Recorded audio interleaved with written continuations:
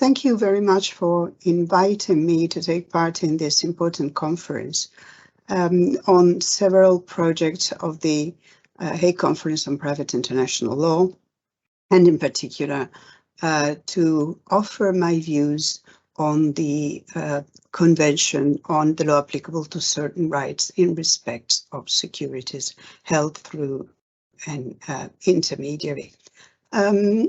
I would start offering some insight on the negotiations and then discuss the issues that have cast a problem on the entry into force and ratification and entry into force of the Convention,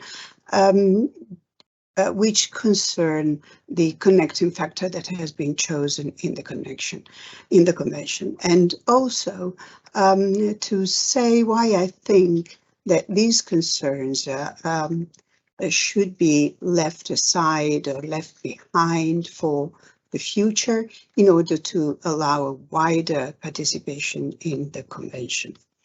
As everybody knows, the project was started by the financial industry, and the financial industry got to went to the Hague Conference and convinced the Hague Conference to promote the negotiation and foster the negotiation of this convention. The instrument was long awaited. It was very important to provide certainty, at least at the level of private international law, on the law applicable to securities held through an intermediary. One reason was that in this field, the situation is different and the rules are different in countries around the world.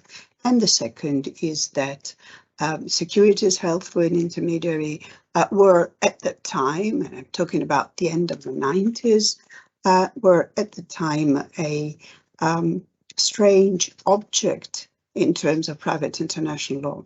Very little literature was devoted to it, but a wide practice was being established on these type of securities. At the level of the Hague Conference, actually the goal of negotiating the text was attained in a relatively short period of time. The work started in 1999, when the first meetings were convened.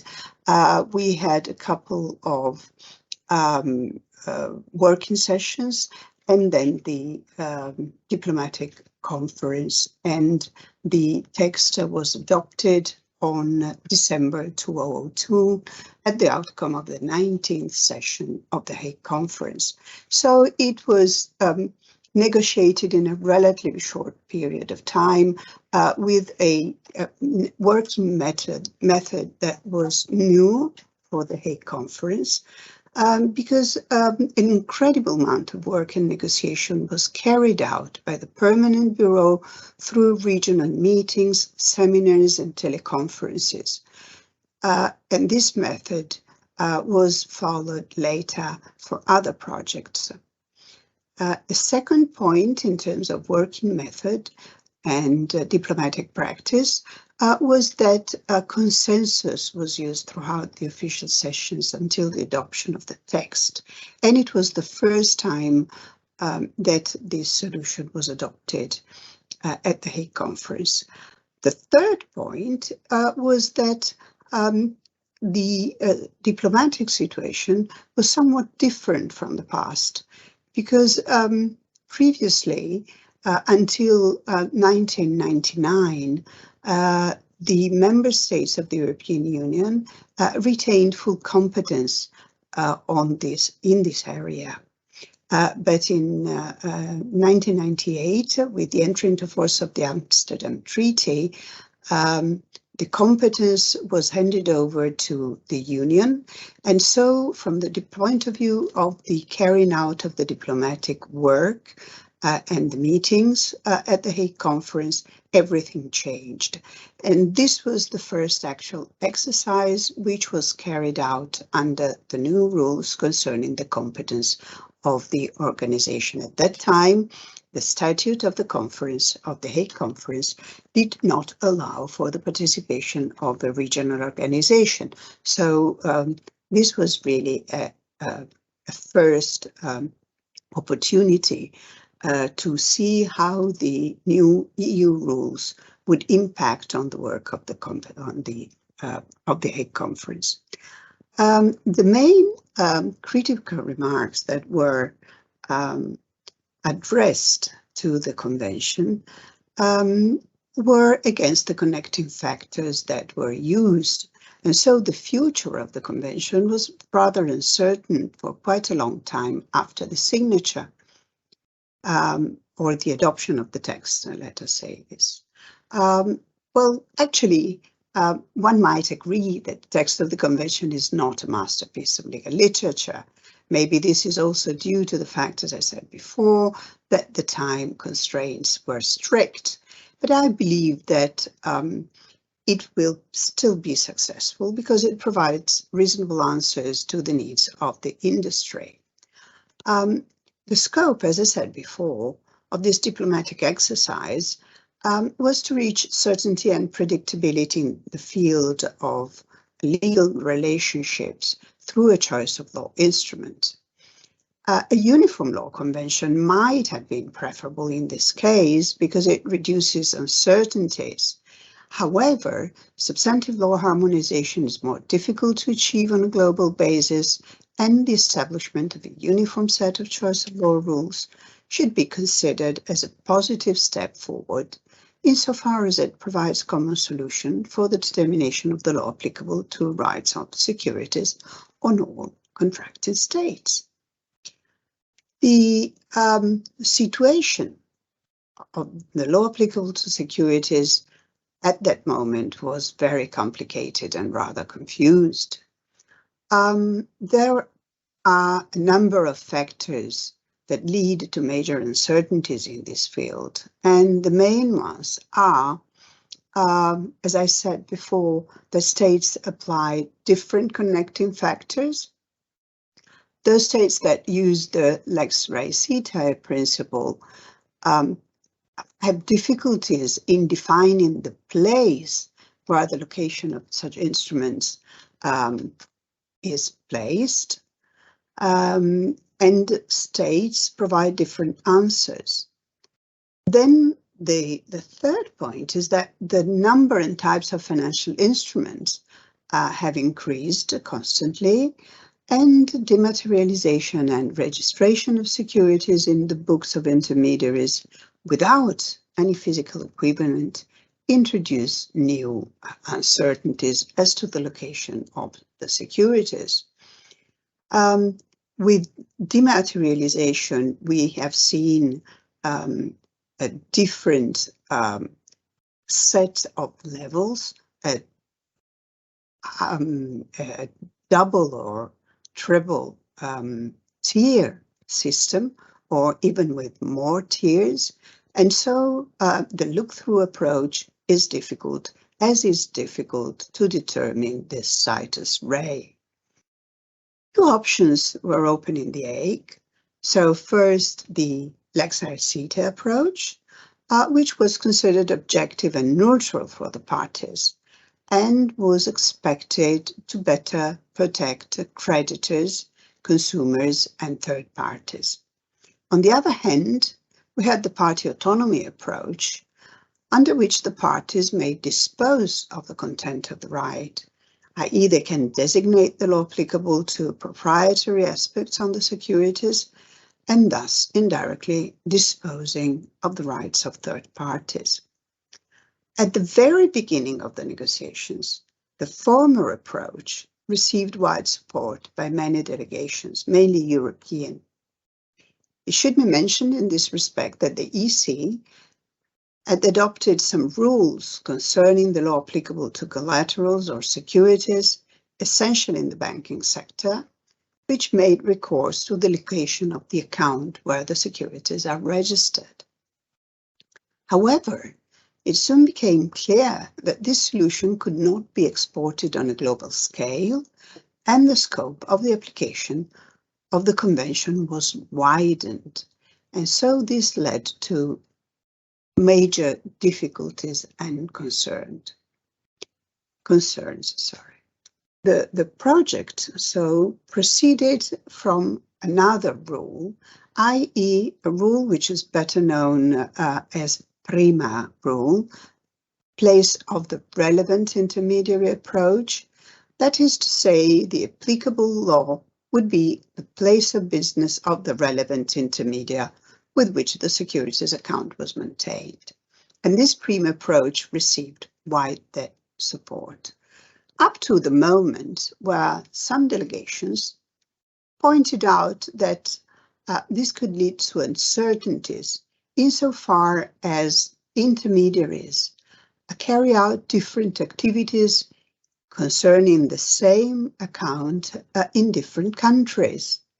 So the place of the opening of account, the place from where accounts are sent, where dividends are received, can be very different.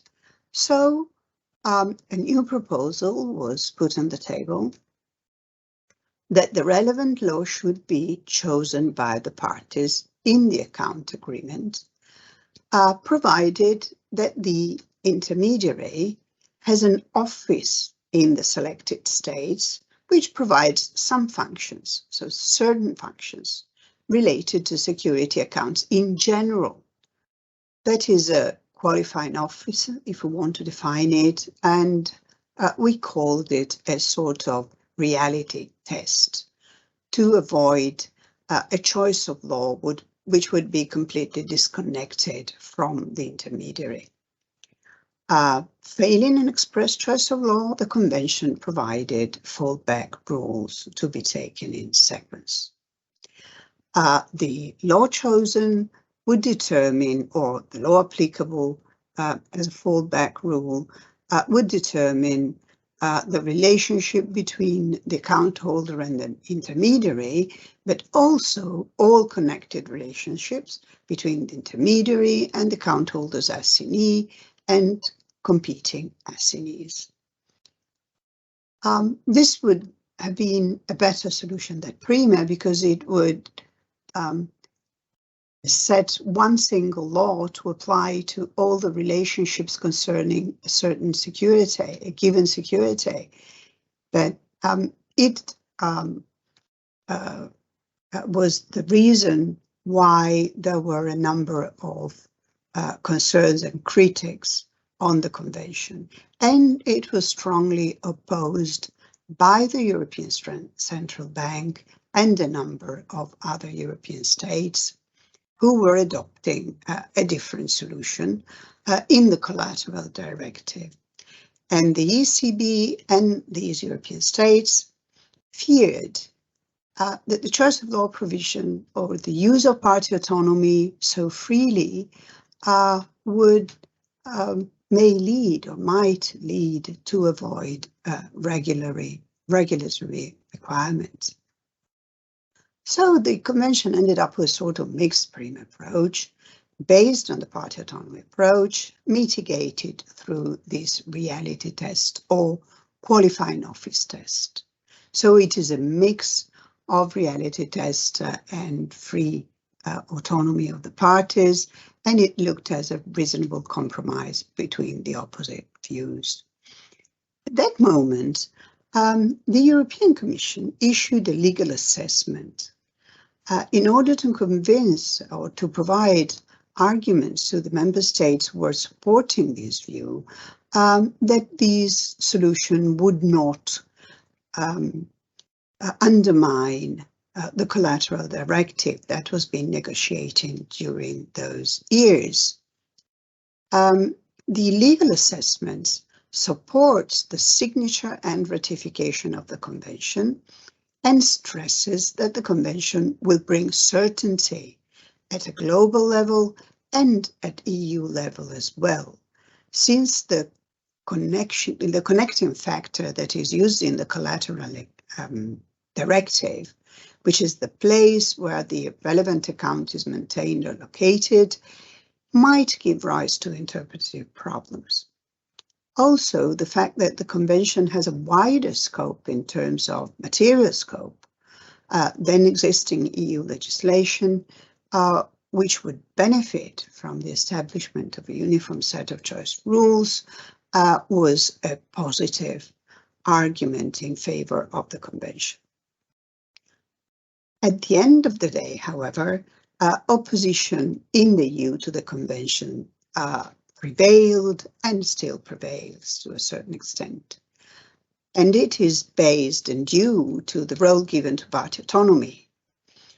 However, if I may say and base my arguments on my experience as a lawyer, I must say that the connecting factor adopted in the Collateral Directive is not exempt from critics as well, since it does not guarantee 100% the right of all the parties involved, in particular the right of the creditors of the account holder or collateral taker in case of insolvency of the latter.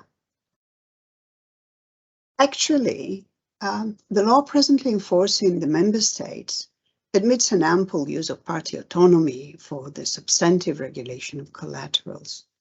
The Collateral Directive has reduced the requisite and conditions for the perspection and transfer of collaterals, reducing the risks related to uncertainties as to the validity and the need to create and perfect the collateral under a number of possible relevant laws. And it provides a creditor-oriented balance of the interests involved, a quick satisfaction of the creditor to the maximum possible extent. And this is mirrored in the European Insolvency Regulation. At that time, it was the regulation of 2000. Now it is a new regulation 848 of 2015. So one could think that the liberal approach in substantive EU law could bring to a liberal approach of the EU also in terms of dematerialized securities in a global arena. However, the extent to which the connecting factor used in the Collateral Directive is interpreted as based on the Lex Res-Ite has imposed an approach which goes counter, apparently, the approach that has been taken in the Convention. However, if we look at it from a closer point of view, we see that in the application, in the current application of the Collateral Directive and of the Insolvency Regulation, the will of the parties plays an important role, because the parties can freely decide to open the relevant account in one state or another. So they do choose, at the end of the day, they do choose the Lex Res-Ite, even if no principle explicitly or implicitly allows to choose the applicable law. So the parties can choose where the relevant account will be located. And so is a different use of the will of the parties, but the result at the end is the same. I have seen cases where an account has been opened in a EU member state other than the member state of the COMI of the collateral taker, precisely with the aim of taking advantage of Article 8 of the Insolvency Regulation and of the provisions of the Collateral Directive, and cases where the debtor has consented not to move his COMI to any other country in order to maintain the status quo with regard to jurisdiction and applicable law related to financial instruments. So the will of the parties has been used in a different way rather than the straight way of choosing the applicable law as it is provided in the Convention, but still in a way that may lead to circumventing or at least avoiding the full application of, or directing the application of the rules of the insolvency regulation and the collateral directive. So this is why I believe that the Hague solution would not aggravate the substantive position of creditors and other third parties in this general scenario. Third parties seeking to gain an interest in the securities by agreement will need to ask the intermediary for an additional piece of information, i.e. the load chosen in the account of agreement, before concluding the agreement. And third parties will be able to impose transparency through courts, as they are normally obliged to with any other information subject to discovery rules, in order to obtain the cooperation of the intermediary. So, to my understanding, the rule that has been adopted in the Convention allows still to provide certainty, but also to protect third parties vis-à-vis the collateral taker and the relationship between the collateral taker and the intermediary. So the solution of the Convention should be better or maybe widely explained rather than getting to a change of the connecting factor. But maybe after 20 years, with the development of the markets of financial instruments and with the practice that has been established and has developed under the national rules of other countries and EU rules, it may be that the time has come to offer a revision of the positions rather than a revision of the Convention. A revision of the position, a better look at the concerns, and see if actually the current practice of the parties involved shows that the solution of the Convention might really bring to circumventing regulatory provisions, or whether the practice that has developed has shown some loopholes that the Convention might help in healing and in filling in.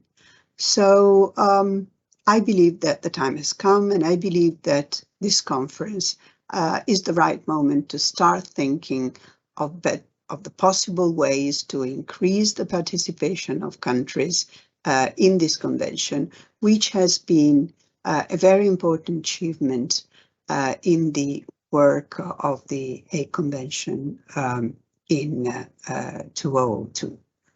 Thank you very much.